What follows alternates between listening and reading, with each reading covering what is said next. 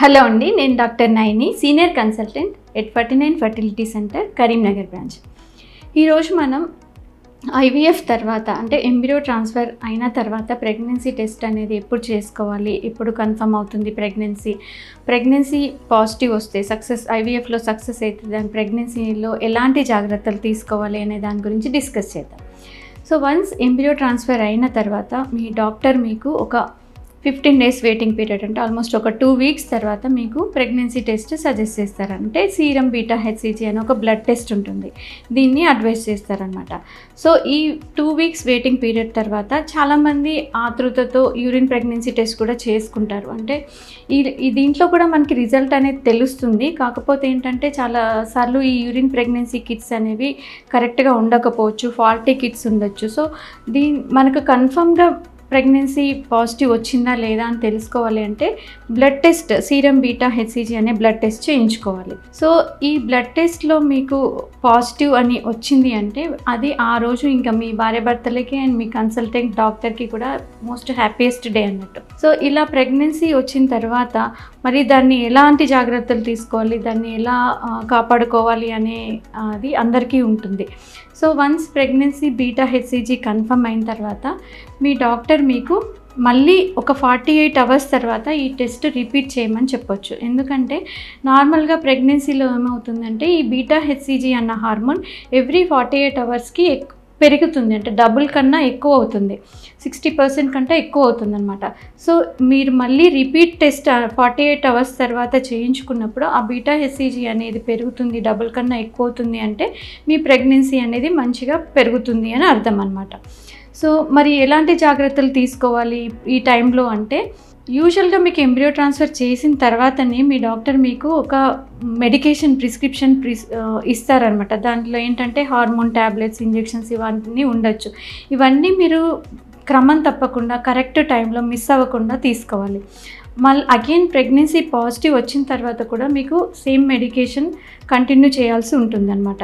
So మీ doctor మళ్ళీ beta HCG confirm అయిన తర్వాత 1 week తర్వాత అల్ట్రాసోనోగ్రఫీ సజెస్ట్ చేస్తారు. సో ఈ అల్ట్రాసోనోగ్రఫీలో ఈ ప్రెగ్నెన్సీ అనేది లొకేషన్ ఎక్కడుంది అనేది తెలుస్తుంది.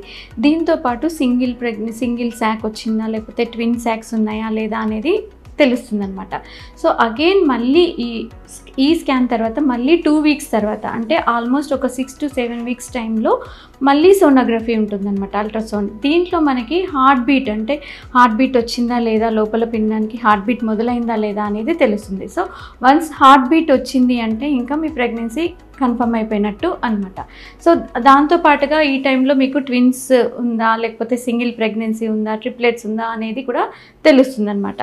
సో ఈ ప్రెగ్నెన్సీ కన్ఫర్మ్ అయిన తర్వాత మొదటి 12 వారాలు అనేది చాలా ఇంపార్టెంట్ అన్నట్టు ఐవీఎఫ్ ప్రెగ్నెన్సీ వాళ్ళకి న్యాచురల్గా ప్రెగ్నెన్సీ వచ్చిన వాళ్ళతో కంపేర్ చేస్తే. ఎందుకంటే ఈ మొదటి 12 వారాలు ఈ హార్మోన్ ఇంజెక్షన్స్ కానీ ట్యాబ్లెట్స్ కానీ మీకు ఏవైతే ప్రెగ్నెన్సీ సపోర్ట్ చేయడానికి ఇస్తారో అవన్నీ కరెక్ట్గా మిస్ అవ్వకుండా మీరు తీసుకోవాల్సి ఉంటుంది. 12 వారాల తర్వాత ఈ ప్లాసెంటా అనేది గ్రోత్ అవుతుంది కాబట్టి అది మళ్ళీ ప్రెగ్నెన్సీని సపోర్ట్ చేసే హార్మోన్స్ సిక్రీట్ చేస్తుంది. సో ఈ మొదటి 12 వారాలు అనేది చాలా ఇంపార్టెంట్ అన్నట్టు. మళ్ళీ ఫ్రీక్వెంట్గా స్కానింగ్స్ చేయడం వల్ల ఏమైనా బ్యాడ్ ఎఫెక్ట్స్ ఉంటాయా అని చెప్పి కూడా భయపడుతుంటారు. అలాంటి భయం ఏం లేదండి. ఎందుకంటే ఈ అల్ట్రాసోనోగ్రఫీలో యూజ్ చేసేది ఏంటంటే సౌండ్ వేవ్స్ అనమాట, ఎక్స్రే వేవ్స్ అనేవి కాదు. సో ఫ్రీక్వెంట్గా స్కాన్ చేసినా కానీ బేబీకి మీకు ఎలాంటి ప్రమాదము ఉండదు. తర్వాత వన్స్ 12 వారాలు అయిపోయిన తర్వాత ఇప్పుడు అది నార్మల్గా ప్రెగ్నెన్సీ వచ్చిన ఐవీఎఫ్ ప్రెగ్నెన్సీకి ఏమాత్రం డిఫరెన్స్ ఉండదన్నమాట. ఇట్స్ ఆల్మోస్ట్ సేమ్ అన్నట్టు. తర్వాత మెడికేషన్ కానీ ఏదైనా కానీ అప్పటి మీ కండిషన్ని బట్టి ఉంటుంది తప్ప ఐవీఎఫ్ చేయించుకున్నారు కాబట్టి స్పెసిఫిక్గా ఏమీ ఉండదన్నట్టు. సో కొన్నిసార్లు ఎర్లీ ప్రెగ్నెన్సీలో స్పాటింగ్ అనేది కనిపించవచ్చు. అది ఒక్కొక్కసారి ఇంప్లాంటేషన్ బ్లీడింగ్ కూడా అయి ఉండొచ్చు. కానీ ఫ్రీక్వెంట్గా అంటే బ్లీడింగ్ కనిపించినా పెయిన్ వచ్చినా కానీ వెంటనే డాక్టర్ని కన్సల్ట్ చేయాలి అనమాట. తర్వాత బెడ్ రెస్ట్ తీసుకోవాలా, కంప్లీట్ బెడ్ రెస్ట్ అవసరమా లేదా అని అడుగుతుంటారు. చాలా మట్టుకు అంటే నార్మల్ రొటీన్ యాక్టివిటీ చేసుకుంటే బెటర్. కొంతమందికి మాత్రమే బెడ్ రెస్ట్ అవసరం అని చెప్తాం. అది కూడా 12 వారాల తర్వాత ఎవరికైతే గర్భాశయం కింది భాగం లూజ్గా ఉంటుంది, స్టిచ్ చేయాల్సిన అవసరం అవుతుంది అన్న వాళ్ళకి బెడ్ రెస్ట్ అని చెప్తాం. తప్ప ఐవీఎఫ్ చేయించుకున్నారు కాబట్టి కంపల్సరీ బెడ్ రెస్ట్ చేసుకోవాలనే అవసరం లేదనమాట. సో సో 12 వీక్స్ తర్వాత మీ ప్రెగ్నెన్సీ అనేది it's similar to natural pregnancy అన్నట్టు. సో మంచి ఆహారం తీసుకోవడము, ఇంట్లో ప్రిపేర్ చేసుకున్న ఆహారం తీసుకోవడము, వీలైతే yoga, meditation, prenatal classes attend అవ్వడము, ఇలాంటివన్నీ పాటించాలన్నమాట. తర్వాత మీ ఫ్రీక్వెంట్ విజిట్స్, అంటే ఎప్పుడెప్పుడు డాక్టర్ మీకు విజిట్ టైం ఇస్తారో ఆ టైంలో మీరు డాక్టర్ని కన్సల్ట్ చేసి ఎలాంటి ప్రాబ్లమ్స్ ఏమన్నా ఉన్నాయా అనేది తెలుసుకోవాలన్నమాట. Thank you.